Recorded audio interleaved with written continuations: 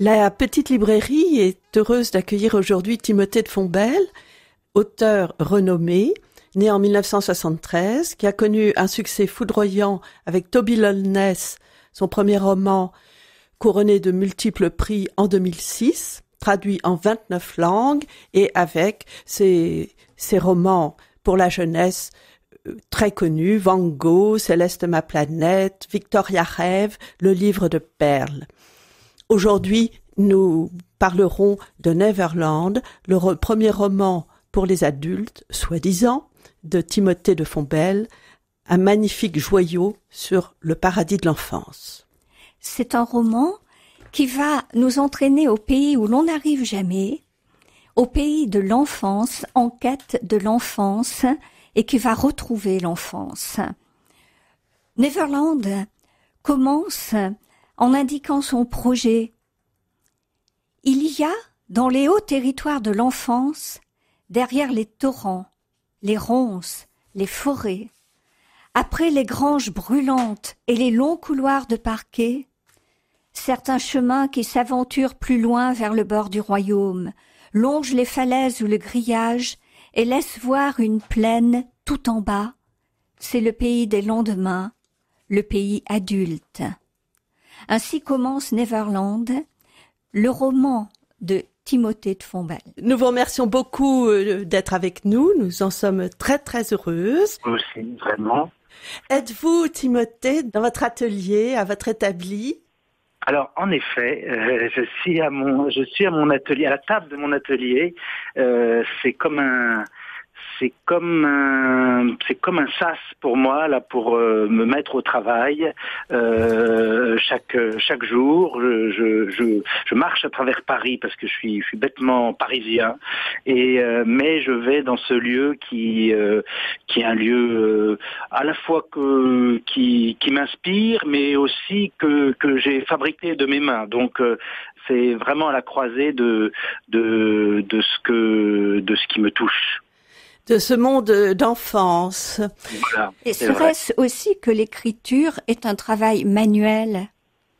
Je crois qu'il y a cette dimension. D'ailleurs, elle est rassurante pour l'auteur de penser que on n'a pas chaque matin se poser la question suis-je inspiré, mais comme le mécano ou le tapissier ou le cordonnier. Se mettre les mains dans le cambouis et puis commencer à faire son métier, de raconter des histoires et c'est vrai qu'il y a cette dimension là qui dédramatise cette légende de l'inspiration qui nous tomberait dessus comme un rayon de lumière. Il y a une toute petite part qui ressemble à l'inspiration, je dois le reconnaître, qu'il y a des petites choses. Franchement, je n'en suis que le passeur, mais il y a une part de bricolage, il y a une part d'architecture, il y a une part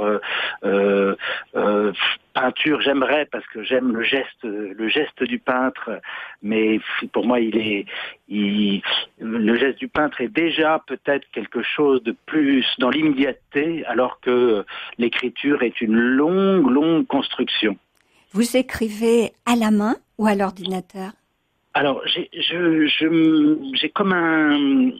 différentes étapes. La première étape, j'écris dans des petits carnets, des petites notes, puis j'agrandis les carnets petit à petit, et j'écris finalement dans des cahiers pour faire un peu la cartographie de mes histoires, parce que la plupart de mes histoires, c'est pas le cas de Neverland, mais la plupart sont vraiment des sagas assez amples, et donc j'ai besoin de faire comme la topographie des lieux, la généalogie de mes personnages, et ça c'est bien sur le papier. Mais à un moment, j'ai besoin de passer sur mon écran, qui a quelque chose de froid, mais qui a quelque chose de très clair, qui permet d'éviter ce que Proust appelait les paperoles, là, ces petits bouts de papier qu'il fixait sur ses manuscrits pour pouvoir ajouter des phrases là où il y en a pas, et il faisait des petits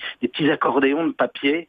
Là, je l'ai fait de manière numérique, et c'est quand même c'est bien pratique. Et d'ailleurs, ça engage les auteurs d'aujourd'hui, je trouve, à se dépasser parce qu'on a des telles facilités d'accès à l'information qui peuvent être d'ailleurs très très déconcentrantes, hein, mais quand même, oui. Et puis à ces techniques.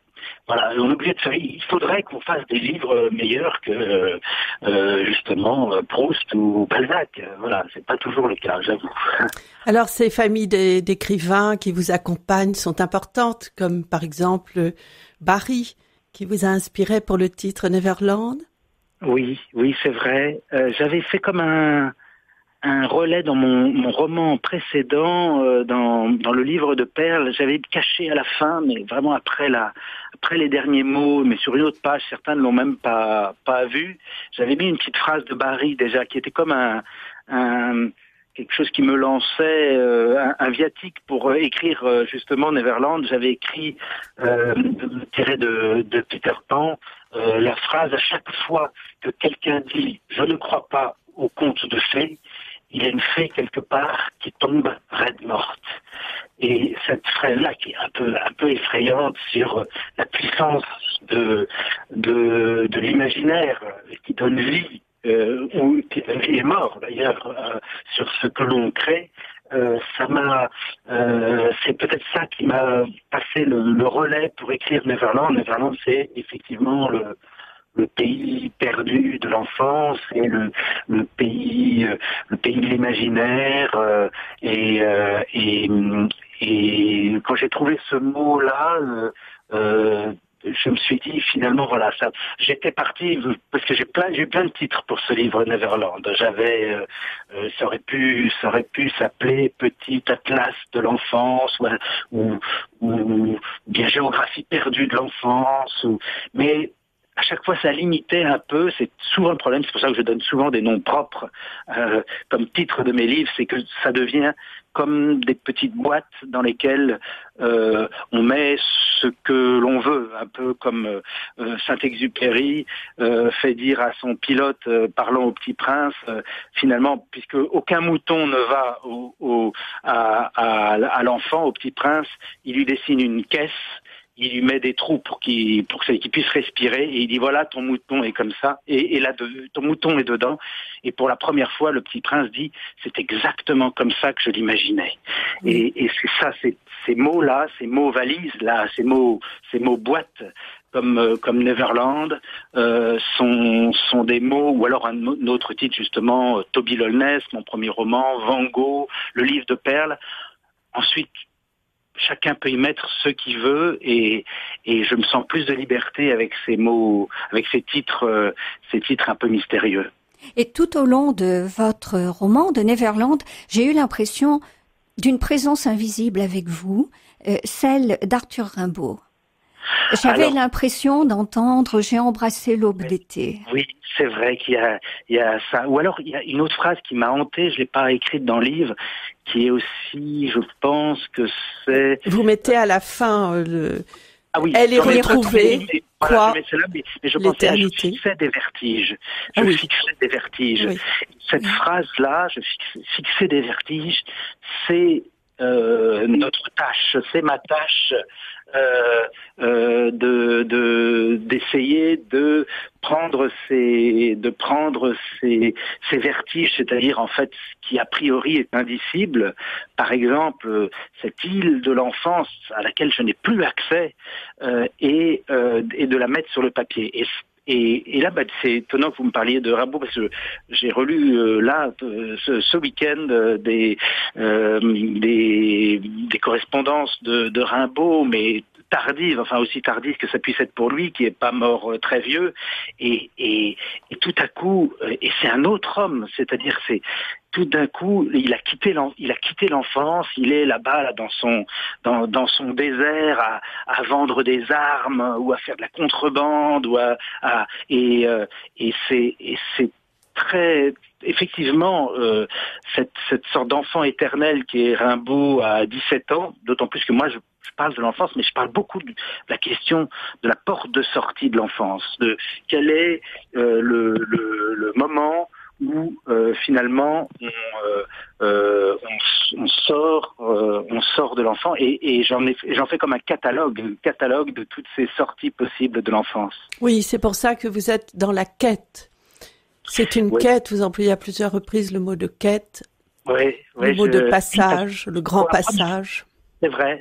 Et pour la première fois, je ne savais pas vraiment où j'allais. Normalement, je suis plutôt à essayer de me rassurer avec mes coups de théâtre pour la dernière page, comme j'écris des livres qui sont plutôt construits un peu comme comme des aventures, mais aussi un peu comme des polars parfois, avec des révélations, avec des feux d'artifice pour la fin. Là, je ne savais pas ce que j'allais trouver. Je partais, et c'est peut-être ça qui a été assez émouvant pour moi dans l'écriture de ce livre, outre le fait que forcément s'attaquer à l'enfance, c'est remonter un torrent qui met bien à l'épreuve le nageur là, parce que remonter ces chutes d'eau, c'est pas évident. Il y a le mouvement du temps m'amènerait plutôt en aval vers la question de comment je vais vieillir, mais j'ai voulu faire ce chemin inverse et il est éprouvant, même si l'enfance vers laquelle j'allais était c'est vraiment mon paradis perdu, plus ou moins perdu d'ailleurs, parce qu'il est encore en moi, mais je savais que j'allais vers quelque chose d'heureux et pourtant c'est le trajet qui lui reste douloureux. Vous portez un regard sur l'état d'enfance, sur la quintessence de l'état d'enfance. Oui, l'encre violette. L'encre violette. Oui, c'est l'eau vrai. Violette. L'eau violette. L'eau violette. L'eau violette. C'est vrai, oui, c'est comme oui, je sais pas, c'est drôle parce que c'est une synesthésie, en fait. Vous aviez peut-être pensé au parfum, n'est-ce pas? Au parfum d'abord de la violette. Oui, voilà, exactement. Enfin, justement, faudrait que je décortique ce genre parce que c'était là et ça pouvait pas être autrement. Et je me souviens de mon éditeur me disant, peut-être cette eau. Alors, ça correspond à quoi exactement cette eau violette des origines? Et en fait, là encore, il y avait trop de choses. Et puis, j'avais pas envie de prendre la saveur du mot et d'essayer de voir les ingrédients qu'il y avait dedans. Hein. Vous demandez pas la recette au chef quand vous êtes au restaurant. Et donc, mais c'est vrai qu'il y a ça. Il y a certainement de ça. Il y a quelque chose aussi du levant, du soleil levant. Je suis allé il y a pas très longtemps au Masai Mara, qui sont ces réserves du sud du Kenya, et on partait avant le lever du jour. Et il y avait ce violet-là. Pourtant, c'était après avoir écrit ces pages, mais il y avait ce violet-là, et comme ce monde naturel de la grande plaine africaine, c'est le lieu de l'enfance. D'ailleurs, historiquement, enfin, c'est le lieu de l'enfance de l'humanité, on va dire. Et le matin, pour moi, est une petite enfance quotidienne, quoi, vraiment. Et ça, je le ressens en moi. En me réveillant tous les matins, j'ai une sorte d'impatience qui ressemble à l'impatience de l'enfance. Le pays de l'enfance que vous évoquez semble être un pays de vacances, de vacances scolaires, j'entends. Oui, c'est vrai, c'est étonnant parce que quand même, quand on réfléchit, 9 mois sur 12, j'étais à l'école, et je pense qu'il y a peut-être 1 ou 2 pages sur l'école, mais à peine, il n'y a rien. Et vous voyez, parce que je pense que c'est finalement le moment où l'enfance, l'été, en particulier l'été, et les vacances, effectivement, c'est le moment où l'enfance est à l'état sauvage, on va dire, et n'est pas contrainte par le rythme, qui est quand même un rythme de la vie adulte. La ville aussi, où j'étais, moi, entre les vacances, j'étais en ville, mais j'étais vraiment en grande liberté pendant le pendant les vacances. Et oui, il y a ce côté, ce moment-là, mais ça me fait penser, en fait, quand j'écris mes histoires qui s'adressent aux adolescents, aux enfants, j'ai toujours la question, quand mes héros ont 12 ou 15 ans, de me dire comment je me débarrasse des parents. Comment je me débarrasse parce que c'est là qu'il va se passer quelque chose. Alors, la solution classique depuis les romanciers anglais de David Copperfield, c'est l'orphelin. Voilà, un héros parfait, l'orphelin, parce qu'il est livré à lui-même. Et je pense que c'est pour ça que je suis allé plus mais spontanément et intuitivement vers l'été, qui est un moment où l'enfance se déploie. Vous dites « l'été durait des vies entières, une explosion de liberté ». Ce qui est magnifique, c'est que vous avez très bien rendu la durée, l'abolition du temps.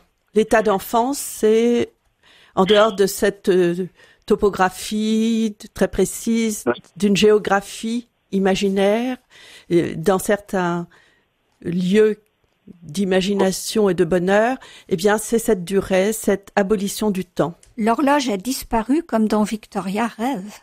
Ah oui, c'est vrai, tout à fait. Alors ça, vraiment... Elle n'a plus que des plombs, mais de fortune.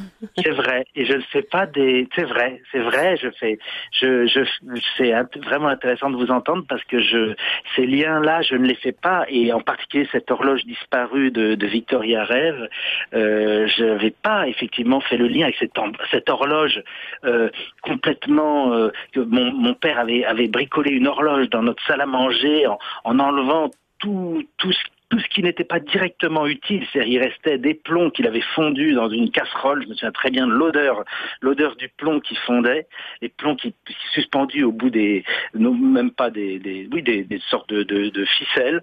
Et c'est vrai que le temps aboli, le temps, il y a quelque chose de une dimension essentiellement poétique.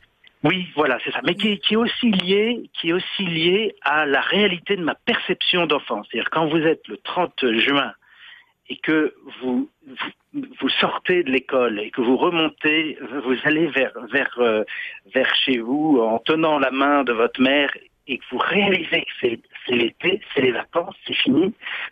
Et c'est simple, il n'y a pas...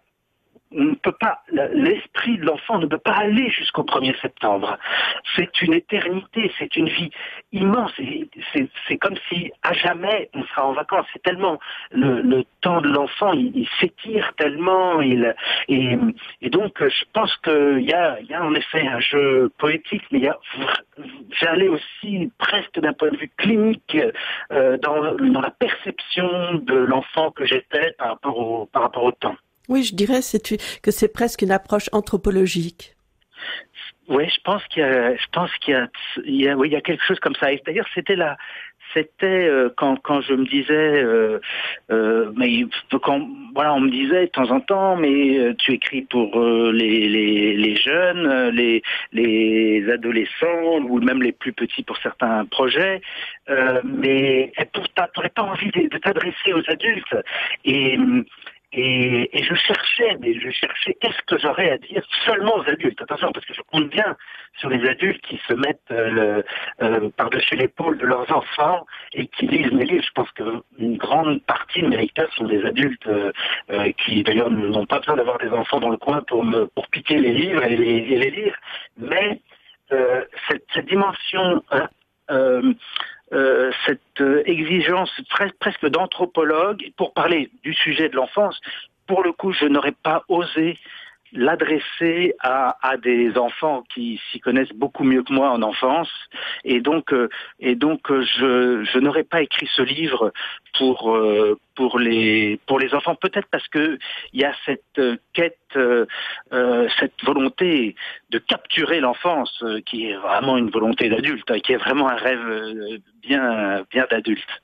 Et l'enfant est est partout présent et à la fois invisible. Et j'ai eu l'impression qu'il y avait aussi des fantômes dans le livre, comme vous parlez du squatter qui est passé, vous parlez de Clémentine, la petite danseuse que vous ne verrez pas, oui, et vous-même, vous n'existez pas. C'est vrai. Oui, c'est vrai à la fin, vous êtes le fantôme de votre enfance. Oui, c'est vrai. De l'enfant que vous avez été. Et même le rêve, l'impression que vous n'existez pas vraiment et votre frère vous rejoint dans cette sensation. Oui. Ça, c'est un moment qui était qu'on a gardé longtemps après même avoir eu quand même certaines preuves qu'on existait bien. Avec mon frère, il y avait toujours cette possibilité d'une vaste machination pour nous donner l'impression qu'on existait. Et c'est vrai qu'il y a ces fantômes. Il y a même une évocation qui est vraiment que d'un enfant qui a failli naître avant moi, voilà, qui est une couche de ma mère juste avant moi, et qui est quelque chose qui est remonté mais brutalement pendant l'écriture, et cette sorte de cette sorte de présence aussi m'habitait. Et je pense que dans le dernier chapitre, qui est un face à face avec l'enfant, c'était très important pour moi de pas jouer l'éternel jeu mais finalement je renonçais parce que l'enfance finalement nous habite toujours et ça servait à rien, la quête était inutile, etc. Non, je voulais pas avoir cette pirouette sur la fin, puisque j'étais parti, mais comme Don Quichotte sur mon cheval à la recherche de l'enfance, je voulais qu'il y ait ce face à face qui est vraiment un seul chapitre qui est au bord du torrent, et je pense en effet que ce face à face, c'est un face à face avec tous ces fantômes dont vous parlez. Oui, et le fantôme du peut-être frère qui vous a précédé vous rapproche aussi de l'auteur de Peter Pan de Barrie, qui avait le même fantôme. Oui, c'est vrai. Je suis j'ai très envie. Je parlais avec quelqu'un, une lectrice écossaise, qui me disait qu'il fallait que j'aille voir la maison d'enfance dans les Highlands, la maison d'enfance de Barrie, et elle me disait qu'elle y était arrivée par hasard parce qu'elle-même était géologue, je crois, et que elle avait été voir la maison d'un immense géologue, je ne connais pas le nom, qui est mais à quelques kilomètres de cette maison. C'est des maisons plutôt isolées dans ces hauts plateaux, encore des hauts plateaux de l'Écosse, et elle s'était retrouvée, et donc elle faisait un rapport justement entre la dimension topographique, géographique, géologique de ma quête et ce lien avec Barrie, qui est effectivement le chasseur d'enfance. Mais c'est vrai que je pense qu'on écrit toujours avec comme caisse de résonance un creux qui est en nous. Enfin, il y a un espace, de quête, un espace, voilà, la capacité à faire résonner le réel en écrivant est souvent lié, mais je le formule vraiment en parlant avec vous à l'instant, parce que je ne le suis jamais vraiment formulé, mais est lié à ce manque. Moi, je dis souvent que j'écris les livres qui me manquent et que je cherche dans les librairies. Je pense que j'écris aussi avec mes manques, avec mes propres manques. Certes, Timothée de Fontbelle, et votre invitation avec Neverland à nous inviter à la fois à revivre le paradis de l'enfance et à sortir du paradis de l'enfance qui ne doit pas être un souvenir, vous le précisez bien, oui, mais qui est vécu, revécu, et qui est un état que vous explorez à la perfection. Eh bien, cette invitation, que nous y répondons vraiment de tout cœur. Nous avons aimé, nous pouvons le dire, votre livre. très C'est un fortement. enchantement C'est un littéraire. enchantement littéraire. Éblouissant. Merci infiniment. Merci à vous pour votre Merci. lecture, vraiment la densité de cette rencontre téléphonique. Et puis à bientôt, je suis sûr que... Alors, nous vous reverrons, Timothée de Fontbelle, à lire à Limoges, bien sûr. Voilà. Oui, Puisque tout à fait. vous êtes pressenti pour le concours, le prix de Régine de Forges du premier roman de la ville de Limoges. Vous êtes en lice pour ce prix? Je me réjouis en tout cas d'être bientôt à Limoges. C'est avec joie que nous viendrons vous voir, bien sûr. Bien Avec entendu. plaisir, grand plaisir. Merci infiniment, Timothée de Fontbelle. Au revoir. Au Au revoir. revoir. C'est avec grand plaisir que nous vous retrouverons les 10 et 12 mai sur l'antenne d'RCF avec la petite librairie pour de nouvelles aventures, poétiques ou autres.